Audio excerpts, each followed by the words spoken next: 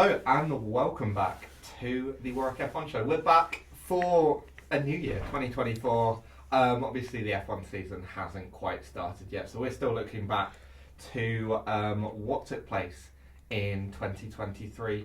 We ranked the races in the last episode, but now it's time to rank the drivers and how they did for the races that took place last year. As ever, I'm not alone. I'm joined once again by Will Biddles, other Will, if you will.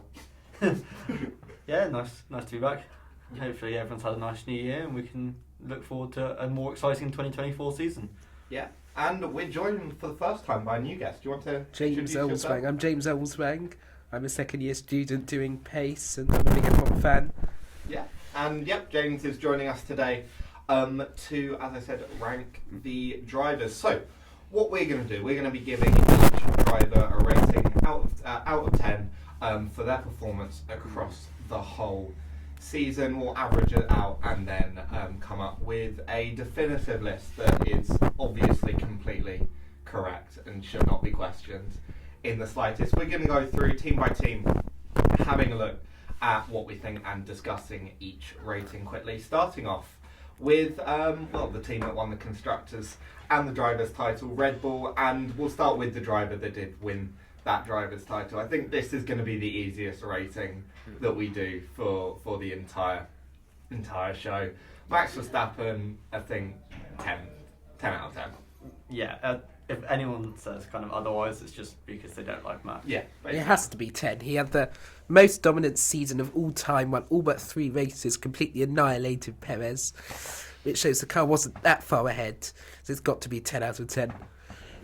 I mean, like, you look to the results, I don't think it will be a season that will ever be matched. Podiums in all races but 1, wins in all races but 3. I think I saw somewhere he could have had a 20-second time penalty. 20-second time penalty every race, and he still would have won the World Championship. I think an incredibly dominant performance, and 10 out of 10, probably the only rating we can give. There might be a bit more debate on Verstappen's teammate, Sergio Perez. I mean, Will, what have you gone for? I'm going to go with a 7, which I think might be slightly high, but I feel like he's had he's come second in the championship. Yes, that car is phenomenal, but his teammate, all the pressure is on Perez to kind of replicate that, to challenge him. And he still came second comfortably in the end. And yeah, he probably should have won more races, but I think when you've got Verstappen as your teammate, it's difficult to do much better. I do kind of agree. I think that's perhaps a bit high. We did see kind of Perez.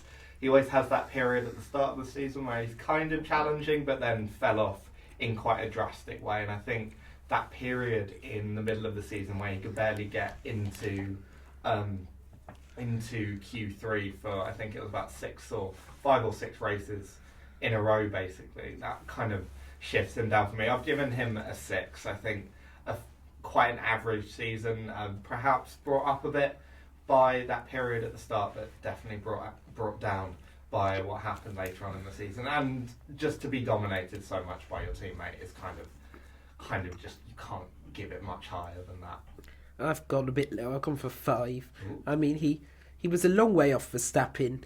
He was completely dominated by Verstappen. He failed to make, by results, is the most dominant car ever. He failed to make Q3 9 times. There were countless errors. Almost every weekend, particularly from Monaco onwards, was wrecked by either a qualifying underperformance or an error or both. And it's just really too far off in a car like that. He got less than half Verstappen's points.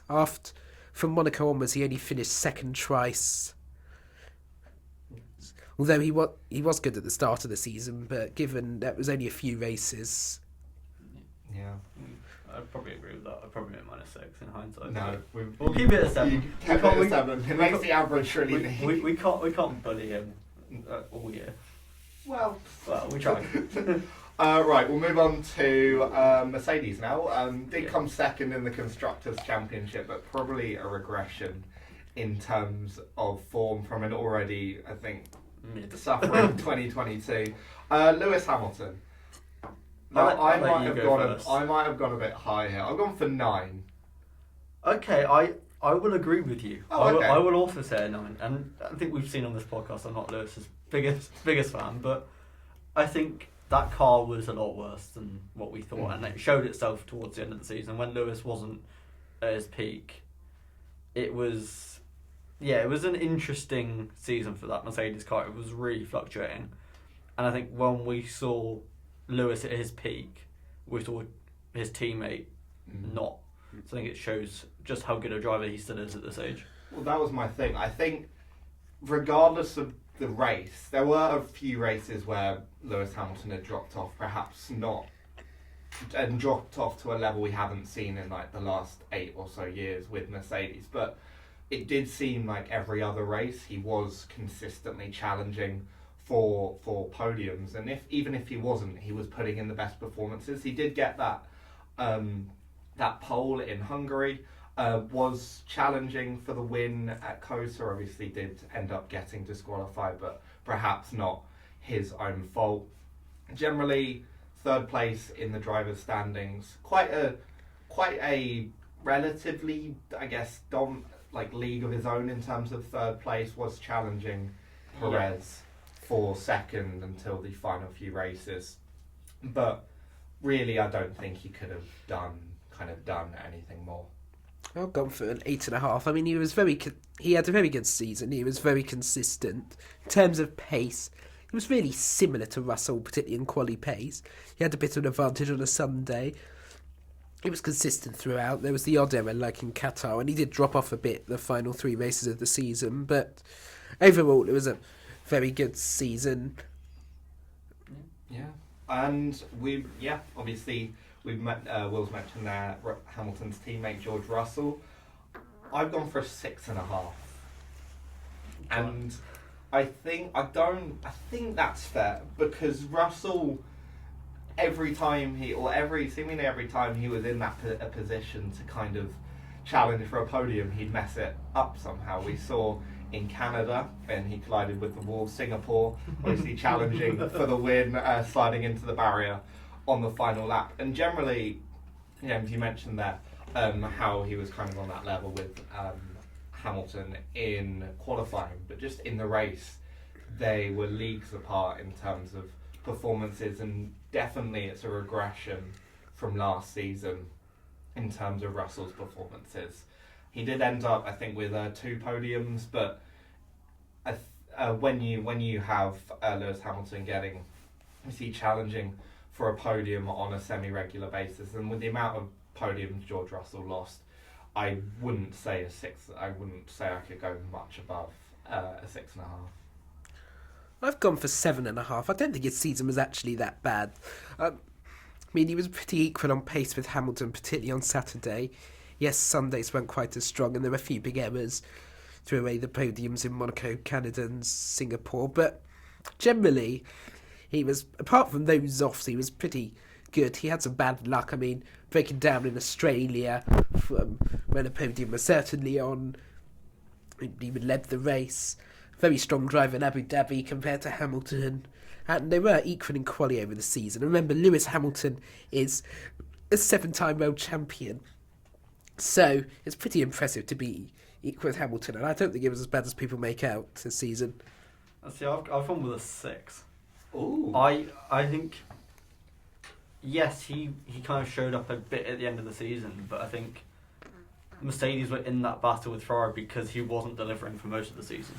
He was comfortably behind Lewis in a lot of the races, which is when the points are, like you mentioned, James, a few times, that actually they were close on Saturdays. But George Russell has historically missed a Saturday, and to not perform on a Sunday when actually all the points are given out apart from sprint weekends is kind of disappointing, when actually there were chances to pick up those big point hauls like Singapore. Yeah, and you'd probably say, I mean, Mercedes wouldn't be in that battle with Ferrari if he does pick up those points. But equally, and we'll move on to Ferrari now, if one of the Ferrari drivers picks up some more points, they might have been steaming ahead of Mercedes. And that driver, I think it's fair to say, was probably Charles Leclerc. I've Okay, given interesting. I've given him an 8.5 because I think while his lows were quite low, I mean we saw issues in quali. He spun out in Miami. The crash in Australia that took him out at the start of the race, but he was consistently the highs were high, and that he was consistently performing and equally putting it on pole against that Red Bull. Obviously, I think the Red Bull was probably more tuned for the race and then did end up flying away during the race. And you could argue that Leclerc probably had some bad luck go against him as well. So some of the points he lost, maybe not through his own fault, which is, I mean, why I've gone for an 8.5. I mean, I'm probably slightly biased, but I'm going to go for a 9. I think he was at the same level as Lewis, and I think you've mentioned kind of the reliability issues. If he doesn't break down in Bahrain, I don't think he's many points behind Lewis in the championship, actually. Yeah. And I think he was unlucky in Vegas not to win that race. He was consistently fast and was the only driver that other than maybe Lando Norris, that you thought actually on track could take it to Verstappen. Like Lewis was there, but he kind of lacked that cutting edge at times. It was only really in Kota where whereas that was a genuine challenge. Whereas there were quite a few times where you thought, okay, that Ferrari is fast. If you put them in a position, they could cause him issues. And I think, he had like a bit of a bad patch after the summer break, but I think that was more Sainz having a really good patch and kind of excelling. And I think he did get done over quite a lot by strategy throughout the season, especially in Singapore. So, I mean, I've gone for a 9. I mean, his quali pace, as always, was exceptional. I mean, he took 5 pole positions, which was pretty amazing given how far ahead that Red Bull was. I mean, he ended the season really well. I mean, he finished it with 2 second places in Vegas and Abu Dhabi. He was 5th in the championship despite having some bad luck. I mean, he broke down from a podium in Bahrain. He didn't even get the chance to start from the front row in Brazil. The grid penalty in Jeddah. Yes, there was the odd-off weekend like Miami, Spain, Zandvoort, and the phase after summer break where Sainz seemed a little bit ahead, but that was only a very short period, and generally he was very quick and consistent, and lots of poles. So, and I mean, Will, you mentioned there Carlos Sainz, who did kind of have that purple patch in the middle of the season, but maybe was a bit more Mr. Consistent over the start and end. I mean, what have you gone for? Gone with a 7.5.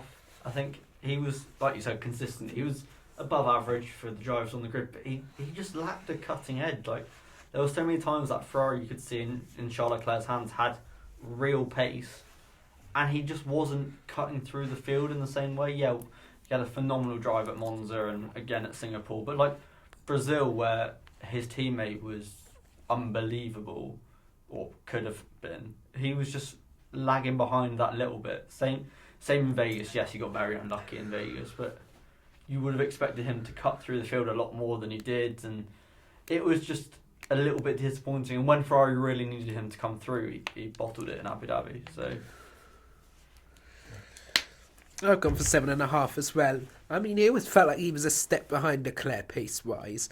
I mean, he had that great run after the summer break, but even then, I mean, Monza, Leclerc was still clearly quicker, and Sainz managed to hold him behind. Yes, his drive in Singapore was outstanding, but that period after the summer break was only 3 races, and for most of the season he was a step behind. There were a few errors as well. I mean, for example, Vegas tipping Hamilton into a spin. There was the collision with Piastri at Spa, and a few silly penalties like in Miami. Yeah, but overall 7.5. I've gone for an 8. I think that's fair. I think Sainz getting the only win of the season. it wasn't a Red Bull. There wasn't a Red Bull, probably weighed on that, and I think the way he kind of got that win, it was probably maybe not the best drive of the season, because obviously some of Verstappen's performances were so utterly dominant, but in terms of racecraft and the strategies he employed to prevent the Mercedes from charging back to kind of overtake him, I think it was easily, and I've said it before, the most probably impressive drive of his career. And I think he was just consistent. I think he was probably a little below the level of consistency in terms of performance that he needed to be for a lot of the season, but he was consistently there, and I mean, was nip and tuck with Leclerc. Obviously, Leclerc did have those issues, which is why we've ranked him a bit higher. But for me, I mean, Sainz, I think a good season, probably the best of his career. I can't think of any season. One of them, maybe his first season at Ferrari, but yeah. Yeah. We'll move on now to we'll go for McLaren next, and the driver that was challenging both of the Ferraris for that fourth place for that fourth place in the constructors. Lando Norris. I've gone for a 9.5. I don't think he could have done much better than what he did. Obviously, the McLaren starting out as almost the worst car at the start of the season, then whatever upgrades they put on in Austria and Silverstone, incredible, and taking them to the front of the grid. And you saw Norris, when he had those opportunities, consistently on the podium, consistently second place, and it's only really down to Verstappen's dominance that he's not a multi-race winner at this point. I think if he'd won a race this season, probably would have pushed it up to a 10 for me, but other than that, he wasn't able to do much more, which is why I've gone for a 9.5. Yeah, I agree with you entirely. I think a 9.5 is about right. I think he was the second best driver on the grid this year. There were a few races early in the season when he wasn't quite with it, but I think that was also highlighted by Piastri just driving extra well. But I think, as you've said, he kind of outperformed that car for most of the season, putting it in positions to succeed, and actually led the British Grand Prix for a couple of laps, which I don't think anyone could have said at the start of the season. I remember watching that race and just chaos. The scenes. The scenes in the stands. Yeah, I mean, James, what have you gone for? Gone for a 9. I mean, it was a good season. He got a lot of DMs. I think he was second in the championship by Verstappen over the last 2/3 of the season. The only things that bring it down a bit for me, he didn't entirely annihilate Piastri. I mean, he was still a long way ahead, but Piastri was only a rookie. It didn't seem that far off, particularly on a Saturday. He also made a number of errors, particularly in qualifying. Maybe so in Qatar, in Abu Dhabi, in Mexico, Jeddah. Number of errors on a Saturday, which weren't great. Also crashing out in Vegas. But generally, it was very consistent. He got the most second places of anyone. And given where McLaren were at the start of the season, he was only 1 point off fourth in the championship in the end. Yeah, which is pretty ridiculous. Yeah. And his teammate, Oscar Piastri, a new driver into the sport, I think easily rookie of the year. Yeah. What have you gone for? I've gone for a 9. I mean, to win a race before his teammate is quite funny, but he drove extremely well throughout the season. Once he settled in that car, you could see that he had pure pace. There were a few, I think, towards the end of the season when it was a lot of races he was unfamiliar with, he maybe lost a little bit of confidence. But I think you look at Suzuka and that drive there, he was phenomenal to be, I think it was third. And actually having Lando Norris have to basically force the team to get him to move out of the way because he was defending well and actually had the pace to hold him off, I think. Goes to show just how good a driver he is, that actually his teammate is like, okay, I kind of want to make sure that the team know I'm still the number one driver. Yeah, I've gone for an 8. I do think he was similar to Sainz in that he did have that purple patch, kind of in not the end of the season, but kind of latter. At the end of the European season. Yeah. Obviously that win in Qatar, win in the sprint race in Qatar, obviously stats people would debate on end whether that counts as a win or not. However, the narrative is funny. Exactly. But like we said, obviously McLaren season very much a season of two halves in terms of how good the car was. But for a rookie, I mean, an 8. I mean, if you were looking at it maybe more in a rookie context, you'd push him up a little at least. I potentially would, but I think overall, an 8 out of 10 probably for me. Fair. That purple patch did come along, but there were occasions, perhaps towards the end of the season, where he definitely wasn't challenging Norris. And I think that regardless, for a rookie coming into McLaren against the drivers like with the calibre of Norris, it's an incredible season. And I'm really, really looking forward to kind of seeing what he does as he kind of kicks on into 2024. I've gone for an 8.5. I mean, it was pretty amazing for rookie season. I mean, there was the sprint win in Qatar, the podiums in Japan and Qatar, also runner-up in the sprint at Spa. I mean, he was still a long way off Norris. I mean, he didn't even get half of Norris's points in the Drivers' Championship, but he did have some bad luck and got upgrades later. And towards the end of the season, he did drop off a little bit, but his pace was impressive on a Saturday, and was although still not quite at Norris's. He dropped off a bit on Sunday. He struggled a bit with tyre wear, but he is only a rookie. Pretty exceptional for a rookie. He's got huge potential, and I'm sure he'll go very far. Yeah. And now moving on to Aston Martin, a team that kind of reversed McLaren's rise, falling away a little bit at the end of the season, but at least one of their drivers definitely not falling away perhaps as much as the other. Fernando Alonso, similar to Norris, I've gone for a 9.5. I don't think he could have done much better. Obviously, having that spell at the start of the season where Aston Martin were looking like a very dominant car, putting in those performances, getting those podiums, could have and arguably should have won the race in Monaco if Aston Martin hadn't botched the strategy. But even into the latter stages where they fell off a little, you see him putting in performances that a man who is 41 should not be putting anything like that. I mean, in Brazil, holding off Perez and then eventually overtaking him re-overtaking him on the final lap of the race, making the end of that race, which had been a pretty boring one. Yeah. Really exciting, and genuinely, I think, similar to Norris, don't see what he could have done more outside of potentially win a race. 9.5, and it was pretty amazing. Moving to Aston Martin, he absolutely annihilated Stroll. Did far better than Perez or Vettel ever did against Stroll. And he got 8 podiums, particularly at the start of the season. 6 podiums in the first 8 races was amazing. Obviously the car dropped off as the season went on. Possibly Alonso himself dropped off a little bit, maybe lost a bit of motivation. We saw things like a few errors in Singapore, Mexico, Vegas, but his racecraft was incredible. I mean, particularly we saw in Bahrain, his racecraft in Brazil. And overall, it was an amazing season.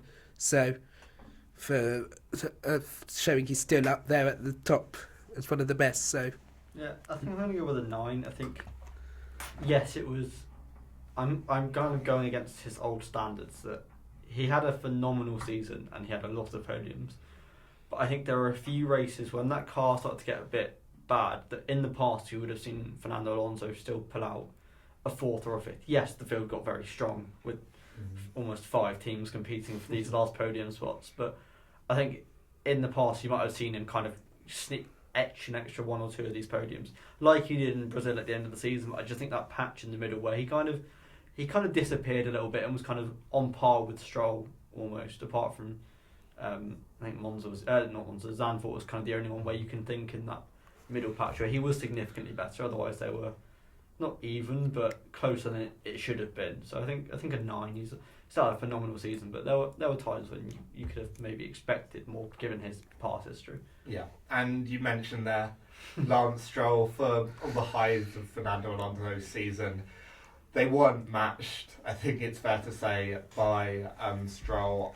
He's my lowest ranking. That we've discussed so far. I've gone for a 5.5.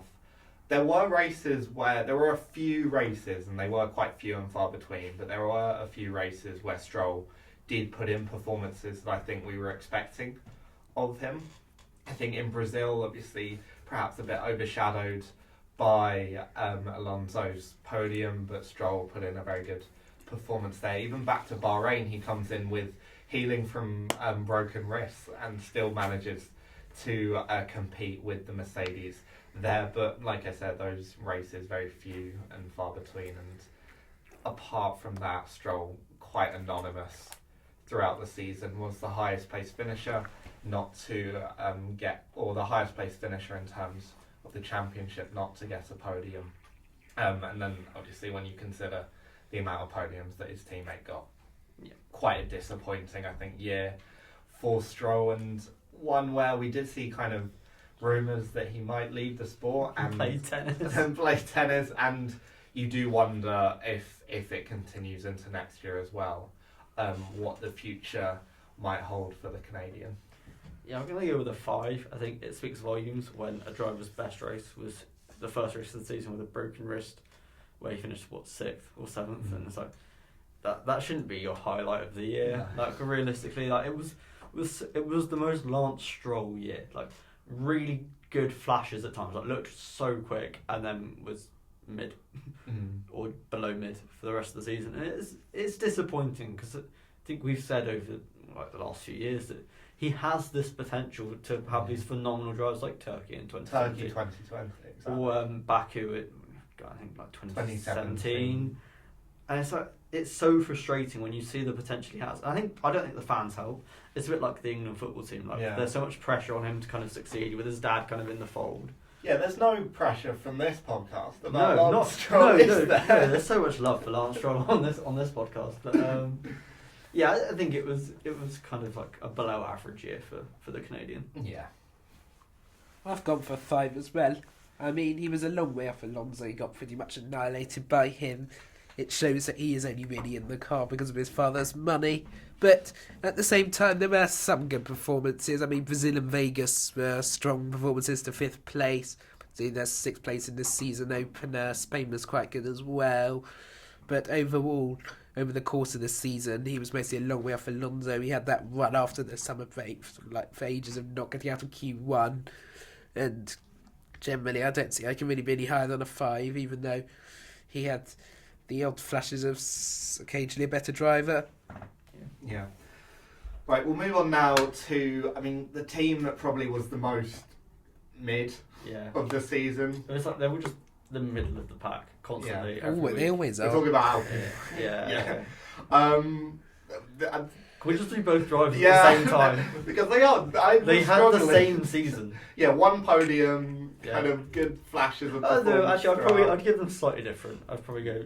Okay, we'll start with Gasly. I've gone a 7 for Gasly. Yes, I've also gone for a 7. I think just a really. It summed up. He had the same as his Toro Rosso and what they were called.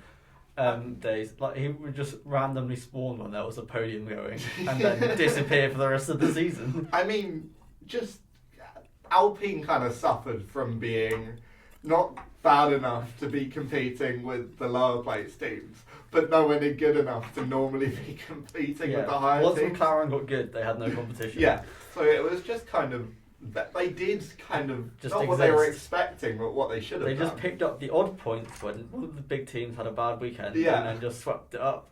Yeah, which, I mean, I don't hate, but no, they just did what they kind of needed to do. Yeah, so I've gone Gasly 7, you've gone Gasly 7, James. What have you gone? I've also gone for 7. I mean, it wasn't a bad season. It was quite. It's his first one at Alpine, so he had a new car to get used to. That's true. He got on the podium at Zandvoort in the rain, also podium in the sprint at Spa, and generally he seemed to be ahead of Ocon in the second half of the season. And Ocon's not a bad driver at all, so we're coming on to him next. But generally, I think 7's about right. I mean, it wasn't exceptional; it was a bit anonymous at times, but it was a pretty good year solid year overall. Yeah, I did forget about the podium in the sprint race. Apparently, Gasly's a rain master now. Yeah. And yeah, Ocon 6.5. 6. Oh, you got okay. You got. It was just he was like the average F1 driver. Like, showed flashes, but was pretty consistent. Yeah. Had a few interesting collisions, but performance in Monaco was good. Yeah, exactly. Monaco podium, but then that's just a good qualifying. Yeah. There's no race strategy in Monaco. I kind of gone 6.5 along the same vein. I think just that you got a podium. Yeah. I think that moves it up a little for me. Yeah, I suppose. Yeah, I mean, we never really saw the kind of potential beef that we were all expecting at the start of the season. We saw the big crash in Australia, but no one really blamed each other for that. It kind of just happened in the chaos of Australia. I mean, to be fair, it didn't. That was a carnage. That was a restart. I'll never That was forgive. Gasly not really looking in his mirror. Yeah, I'll never forgive them for denying me that Nico Hulkenberg podium. James, what are you going for? Going for 6.5. I mean, it wasn't a bad season, but it was slightly disappointing, just when he's been the experienced driver at the team, for Gasly to come in and beat him.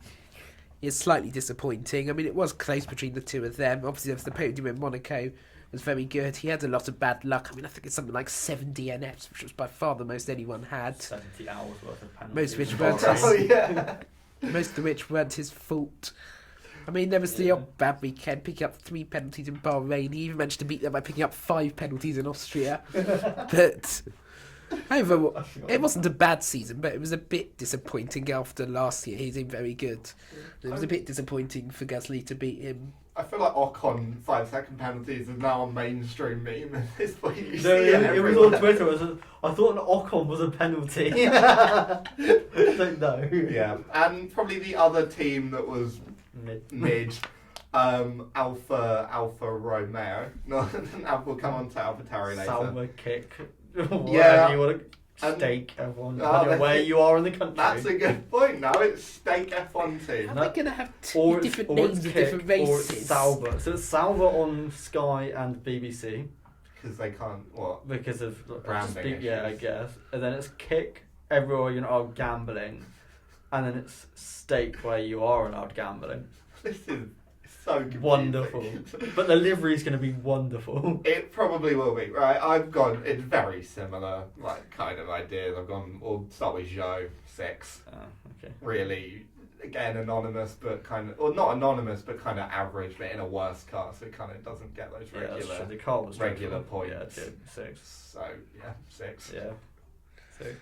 Got for 5.5 for Joe. I mean, it was a bit of an anonymous season. He didn't make a massive step up in his second season. He wasn't completely annihilated by Bottas, but generally he was a step behind. Yes, he had the odd good drive. Spain was very good. They got 9th place.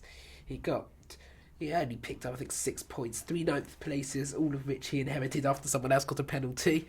But overall, it was a pretty anonymous season. Yeah. And he's going to need to perform better next year if he wants to keep his seat, I think. Maybe. Coming in. You got Porche's just 1 F2, so. Yeah.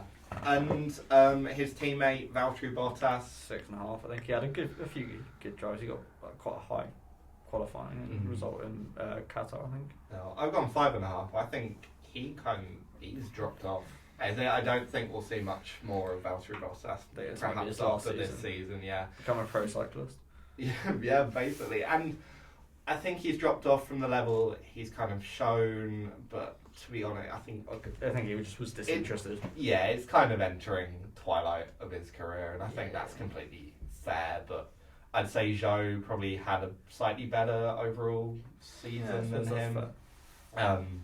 Which is why I put him half a point down. But again, just nothing that kind of stood out. So, well, you've gone 6.5. I've gone 5.5. James? Well, I'll go in the middle. I've gone for 6. I mean, he was on balance better than Joe, but there was nothing really outstanding. There weren't very great moments. And Joe's not exactly a world-class teammate. It's not a dreadful one, but he's not a world-class one. There were a few weekends, particularly at the start of the season, where he just seemed to be absolutely nowhere. Weekends like Jeddah, Baku, where he was just at the back by miles. But overall, there were a few points finishes. It was a pretty anonymous season. Well gone for 6. Yeah. I mean, now probably moving on to the team with the biggest discrepancy, maybe along with Red Bull and Aston Martin in terms of teammate performance. Williams. Okay. Alex Albon. 8. 8. Okay. I've gone for an 8.5. Yeah, I think I've gone for an 8. Yeah, so a phenomenal season. He picked up points consistently. I think Silverstone was an amazing weekend for him. And just throughout the season, he just outperformed where that car should be. It's basically just a dragster that can turn.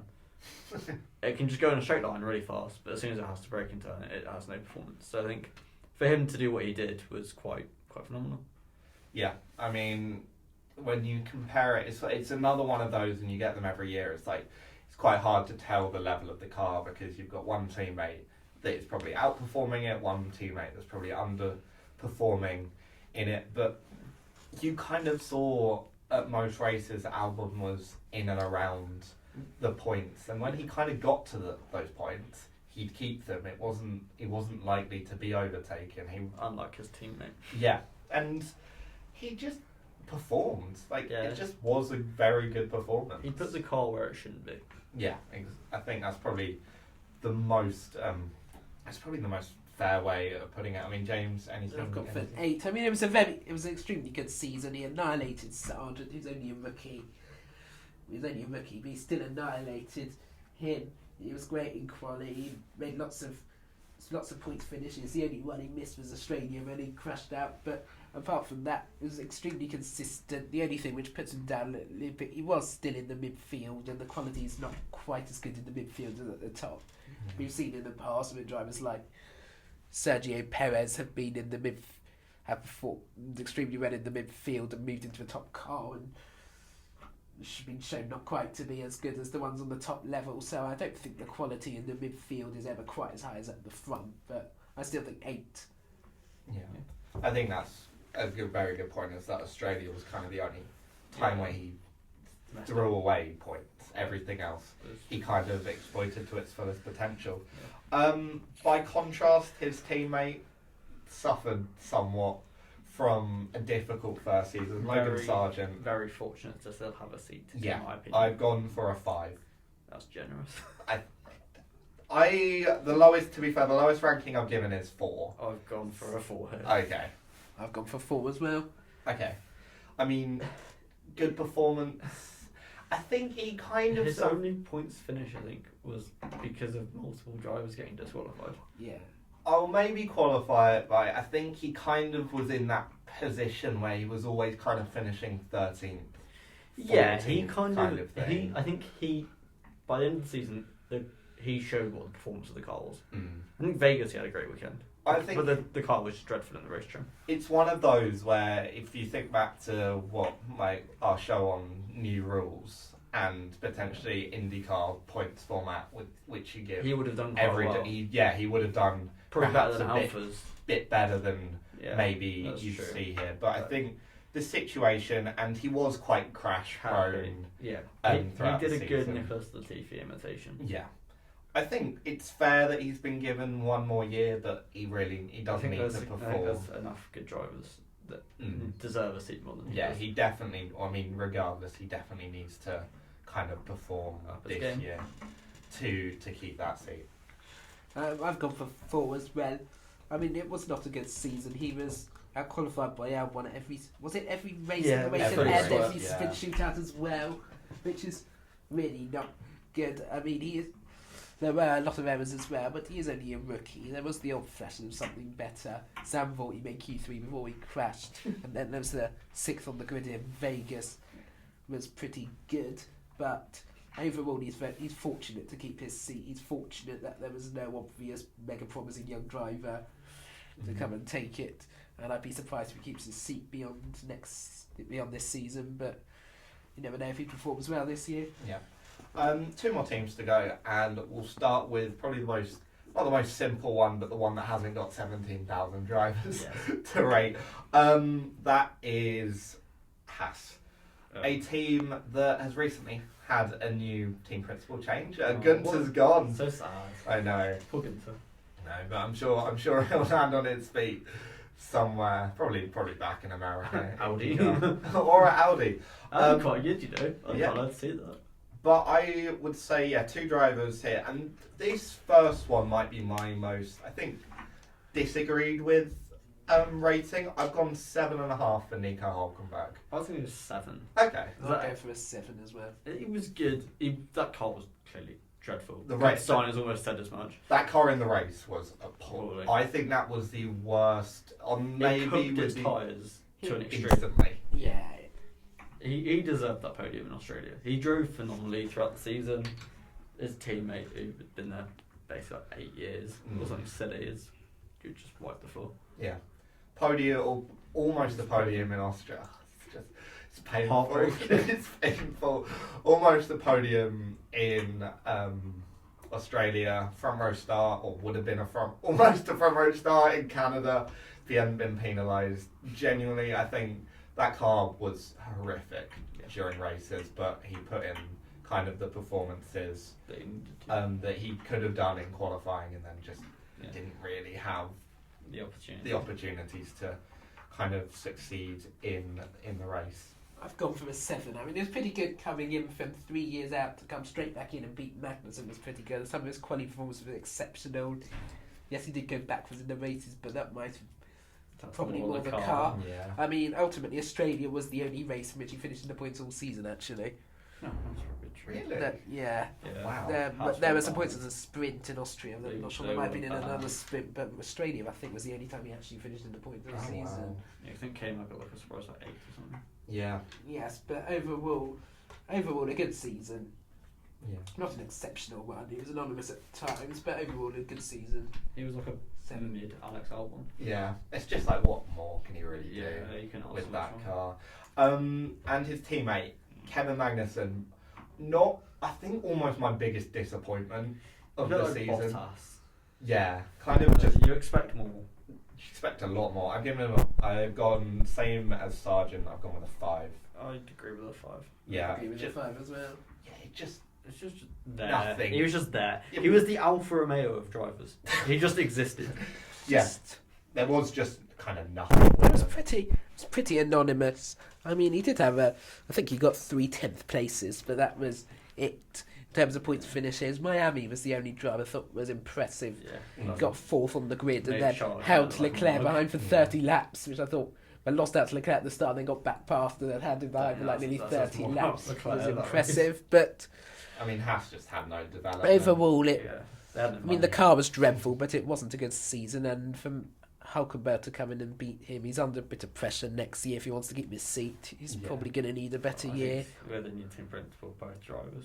Yeah, I would Gone be. next year. I'd be interested to see what happens with Haas as a team I think they go back to generally over the next year as well, with 2 kind of older drivers. I think you might see a young Ferrari driver. Yeah, I from see it Shortman. being a bad Ollie year for Behrman. Haas. Ooh. I'd actually be so down to see Ollie Is Behrman. Behrman still in F2? Yeah. Yeah.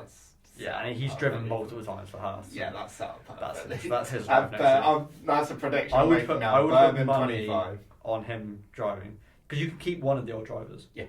And Yeah. you'd probably keep the better one.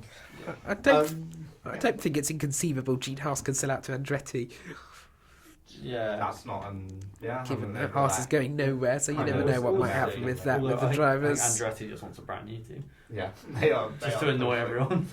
And finally, Alpha Tauri. Yeah. 4 drivers. 4 drivers for the season. We'll start with the only driver that actually lasted for the entirety of the season, Yuki Tsunoda. Yeah. 7. I've gone for a 7.5. I've gone for a 7. I think it's his kind of best. I've gone for a season. 7. Yeah. It was his best season, but I've had 6.5 actually. It was nothing exceptional. It was kind of.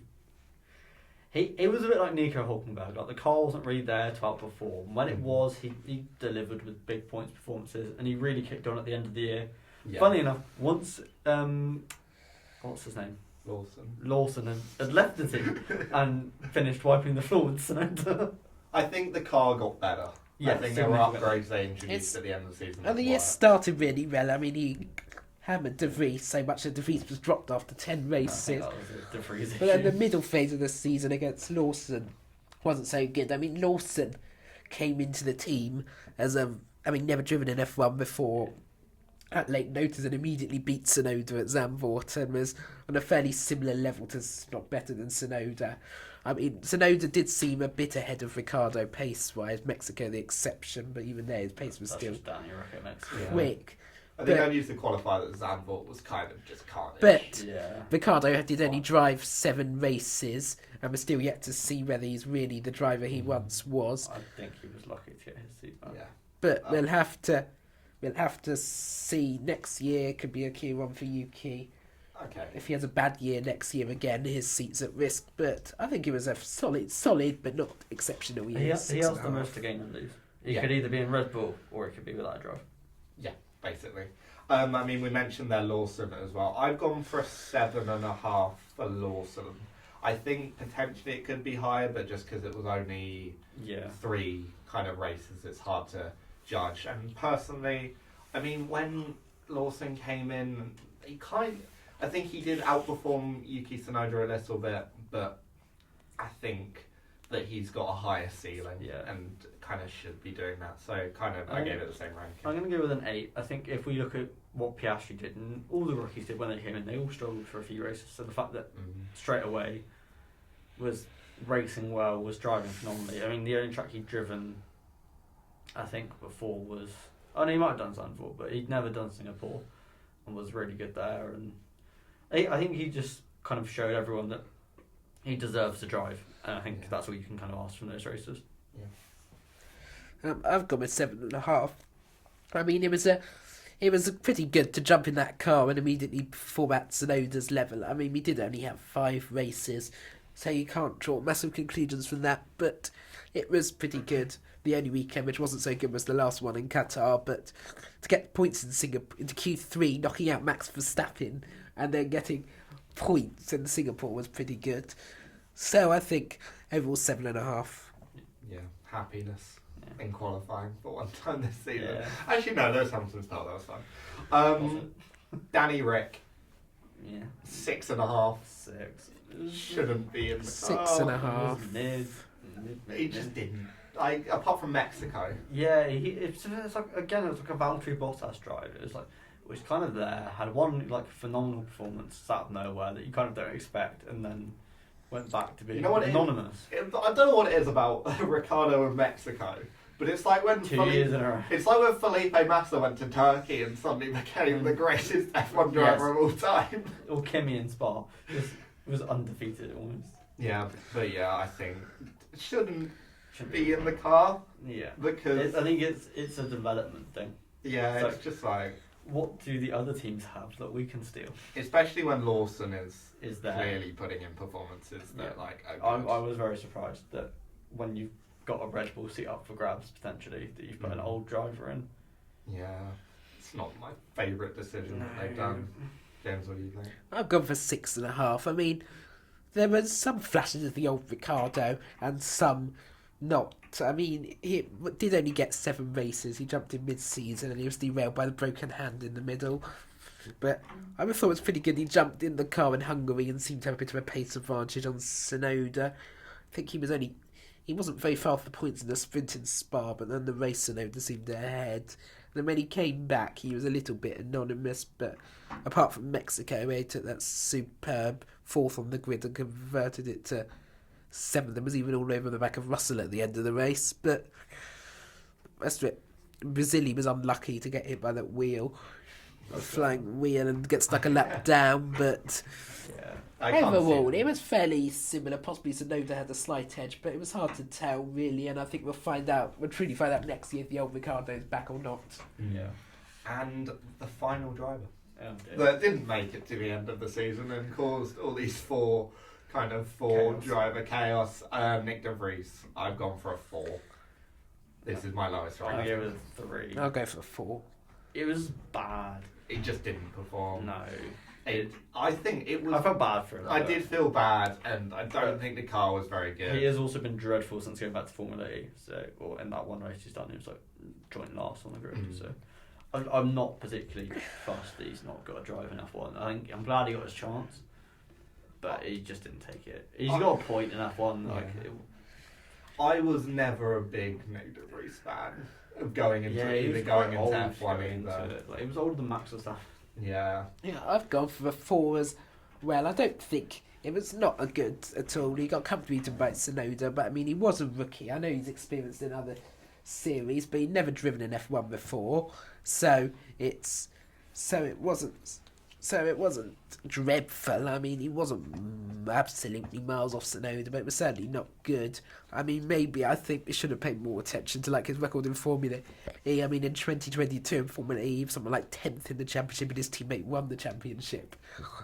So maybe they should have factored that in a bit more, more than his one race at Williams. But It was harsh to axe him after 10 races, extremely harsh.